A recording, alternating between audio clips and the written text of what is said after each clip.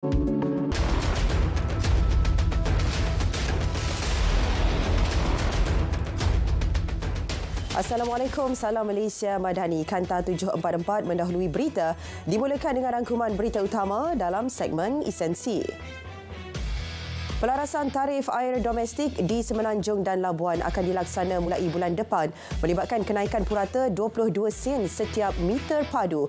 Menurut Suruhanjaya Perkhidmatan Air Negara SPAN, kenaikan itu masih rendah dan tidak dapat menampung kos sebenar penyediaan perkhidmatan bekalan air sebanyak RM1.75 bagi setiap meter padu. Ia dijangka membabitkan kenaikan caj bil dalam julat antara RM1.60 hingga RM8 bagi setiap kediaman atau 5 hingga 27 sen sehari bagi penggunaan isi rumah sebanyak 20 meter padu sebulan. Lesen operator di bawah kawal selia SPAN boleh ditarik balik jika gagal mencapai petunjuk prestasi utama KPI dalam menyediakan perkhidmatan pembekalan air seperti ditetapkan. Perkara itu termaktub dalam Akta Industri Perkhidmatan Air 2006. Hasil yang diperoleh operator menerusi pelarasan tarif air mulai bulan depan perlu diguna untuk tingkatkan mutu perkhidmatan. Juga selesaikan masalah utama bekalan air di negeri masing-masing selain memastikan pembangunan dan penambahbaikan infrastruktur utama. Sebanyak 9,792 kilogram gula telah tiba dari Sabah dan sedia untuk dipasarkan di Labuan hari ini. Pengarah KPDN Labuan berkata, orang ramai boleh mendapatkan bekalan itu di premis perniagaan dan kedai runcit sekitar Labuan. 118,000 tan metrik gula juga bakal tiba dari Port Klang dalam masa terdekat bagi memastikan bekalan itu tidak terputus dan pengguna mendapat bekalan gula seperti kebiasaannya. Manakala kira-kira 10,000 kilogram gula lagi akan dibawa masuk esok dari Sabah.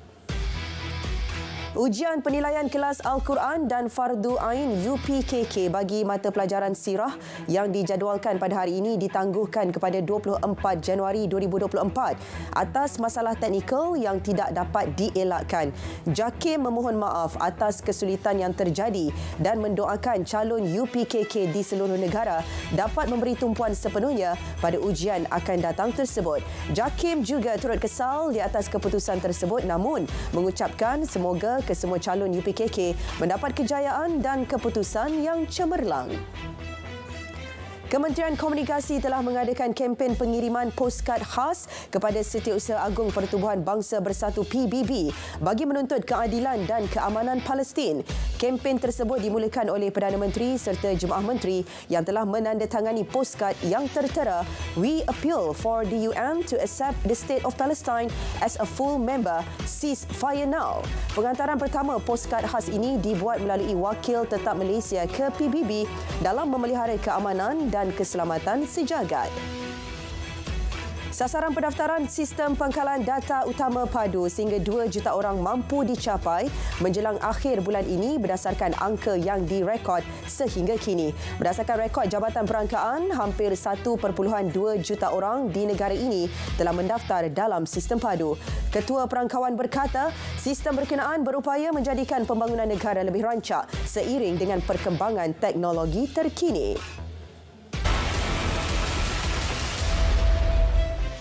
Sebanyak 220 kawasan di seluruh negara dikesan dijadikan penempatan parti. Jabatan Imigresen tidak akan berkompromi dan operasi besar-besaran akan dilaksanakan secara berterusan. Ketua Pengarah Imigresen berkata antara penempatan itu sama ada secara haram atau sah serta unit rumah atau bangunan yang disewa pendatang tanpa izin. Daripada operasi yang dijalankan setakat ini, seramai 3,262 parti ditahan bagi tempoh 1 Januari hingga semalam atas pelbagai kesalahan imigresen. 4 wanita Indonesia dan seorang lelaki Myanmar ditahan Jabatan Imigresen Johor dalam operasi di 13 premis sekitar daerah Segamat semalam. Pengarah Imigresen Johor berkata operasi dibuat hasil aduan orang awam mengenai kehadiran pekerja asing yang dipercayai melanggar syarat PAS di premis berkaitan. Kes disiasat mengikut Peraturan 39B Peraturan-Peraturan Imigresen 1963 dan Seksyen 6-1-C Akta Imigresen 1959 Palang 63 kerana gagal mengemukakan dokumen perjalanan sah. 3 premis makanan di Georgetown diarah tutup oleh Jabatan Pelesenan Majlis Bandaraya Pulau Pinang MBPP bermula hari ini sehingga 30 Januari bagi kerja pembersihan. Restoran yang menyajikan menu Timur Tengah, restoran nasi kandar dan restoran masakan India diberi notis penutupan susulan penemuan najis tikus di bahagian dapur dan stor penyimpanan makanan. Antara kesalahan lain adalah perangkap minyak tidak diselenggara dan meletak peralatan perniagaan hingga mendatangkan halangan di siar kaki. Seorang peniaga yang didakwa membelasah isterinya hingga koma 3 tahun lalu diperintah membela diri di Mahkamah Session Johor Bahru 24 Januari ini. Hakim mendapati pihak pendakwaan berjaya membuktikan prima facie terhadap pertuduhan. Perbuatan didakwa dilakukan di sebuah pangsapuri di Jalan Tani, Kampung Aman Larkin pukul 6 pagi. Setakat ini, mangsa masih dalam keadaan koma di Seremban. Seorang anggota polis mengaku tidak bersalah atas 4 pertuduhan melakukan jenayah seksual terhadap remaja perempuan warga Uzbekistan minggu lepas. Tertuduh turut mengaku tidak bersalah bersama rakan sekerjanya atas pertuduhan pemerasan terhadap teman lelaki mangsa. Mahkamah menetapkan 12 Mac sebagai sebutan kes. Seorang anggota polis berpangkat sarjan mengaku tidak bersalah di Mahkamah Session Air Keroh atas pertuduhan menerima suapan. Ia sebagai balasan untuk tidak mengambil tindakan undang-undang terhadap seorang lelaki berkaitan kes dadah 3 tahun lalu.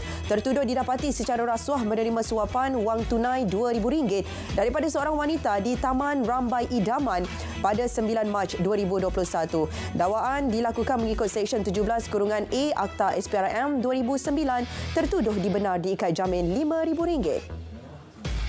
Ibu dan anaknya antara 3 ditahan dipercayai terlibat sindiket pengedaran dadah membabitkan rampasan RM1.23 juta dalam serbuan sekitar Johor Bahru dan Iskandar Puteri Johor pada 10 hingga 14 Januari lepas. Ketiga-tiga individu direman sehingga 23 Januari dan kes disiasat mengikut Seksyen 39B Akta Dadah Berbahaya 1952 dan Seksyen 8(A) Akta Senjata 1960.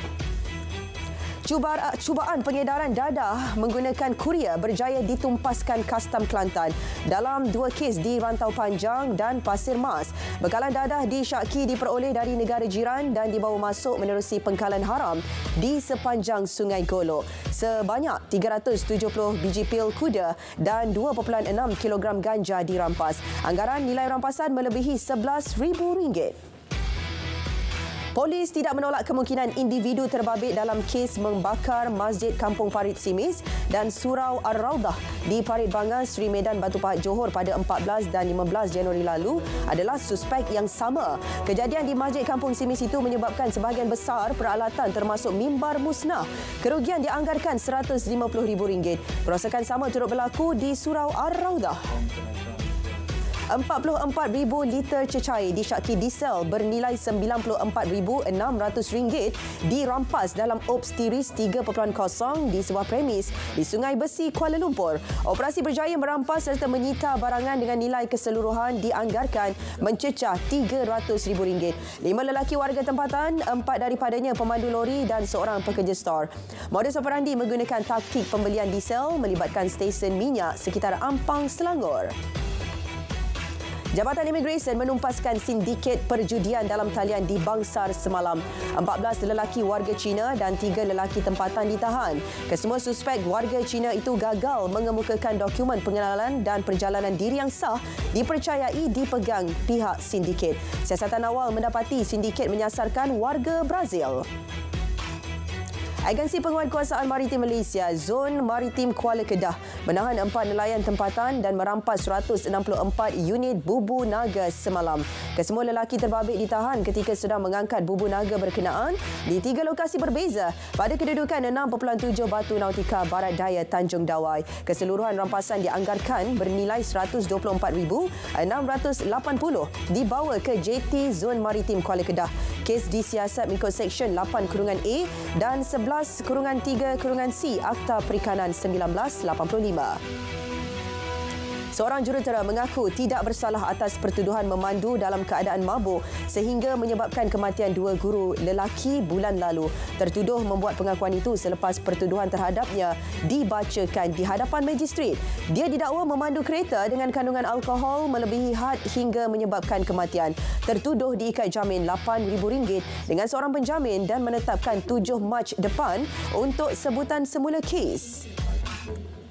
Pengarah dan penerbit filem Mentega Terbang masing-masing mengaku tidak bersalah di Mahkamah Magistrat Kuala Lumpur atas pertuduhan melukakan perasaan agama orang lain menerusi filem itu tahun lalu. Mereka didakwa dengan sengaja melukakan perasaan agama orang lain dengan melafazkan perkataan-perkataan dalam pendengaran. Dakwaan mengikut Seksyen 298 Kanun Keseksaan. Kedua-dua mereka diikat jamin RM6,000 dan RM6,500. 14 Mac sebutan semula kes. Majlis Agama Islam Selangor MAIS akan memastikan tiada penyelewengan wang zakat yang diserahkan kepada agensi agama di bawahnya. Pengerusi MAIS berkata pihaknya amat menitikberatkan amanah dan integriti dalam melaksanakan tugas dan tanggungjawab demi memastikan wang zakat diurus dengan baik. Tindakan tegas menanti kepada sesiapa yang menyeleweng wang zakat.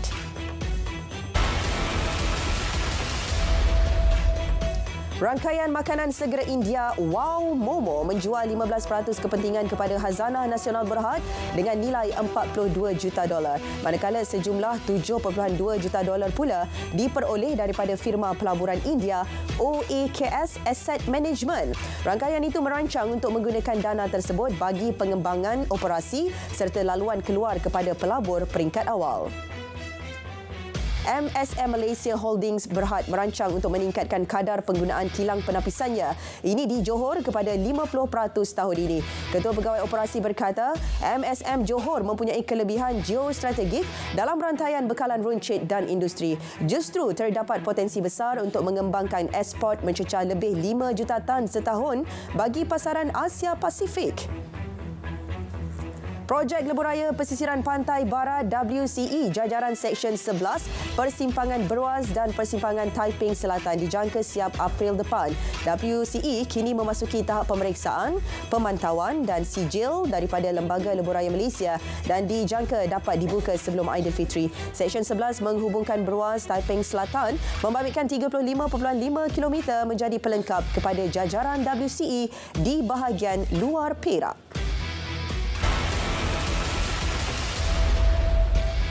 Duta Palestin ke United Kingdom UK menuduh kerajaan British berat sebelah dan hipokrit dalam dasar mereka terhadap Palestin.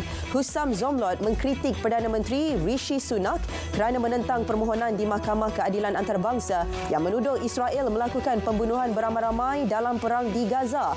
Pada masa sama, Hussam mengalu-alukan keputusan kerajaan UK baru-baru ini yang melarang pengganas Israel daripada memasuki UK.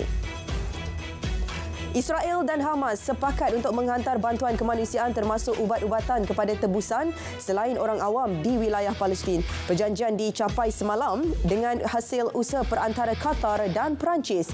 Kementerian Luar Qatar memaklumkan Israel setuju untuk membekalkan bantuan kepada orang awam di Gaza. Ia sebagai pertukaran terhadap persetujuan Hamas untuk menghantar bekalan ubat-ubatan kepada tebusan Israel. Arab Saudi sedia mengiktiraf negara haram Israel sekiranya persetujuan menyeluruh dicapai termasuk penubuhan sebuah negara Palestin. Menteri Luar Saudi berkata negaranya bersetuju bahawa keamanan serantau adalah termasuk keamanan untuk Israel. Namun ia hanya boleh berlaku melalui keamanan untuk Palestin melalui penubuhan negara Palestin. Jelasnya lagi, untuk mendapatkan keamanan serantau melalui penubuhan negara Palestin adalah sesuatu yang Arab Saudi usahakan dengan White House. Keadaan di Laut Merah dan perairan sekitarnya terus tegang. Semalam, tentera Amerika Syarikat melancarkan serangan baharu ke atas sasaran Houthi di Yaman. Serangan menyasar peluru berpandu anti kapal di kawasan yang dikawal kumpulan Houthi. Kumpulan yang bersekutu dengan Iran itu mengancam untuk luaskan serangan termasuk terhadap kapal-kapal Amerika Syarikat. Ia sebagai tindak balas kepada serangan Amerika Syarikat dan Britain di beberapa kawasan di Yaman. Baik, saudara, Kanta 744 berakhir di sini. Dari sungai ke segara, Palestin pasti merdeka. Malaysia Madani, tekad perpaduan penuhi harapan.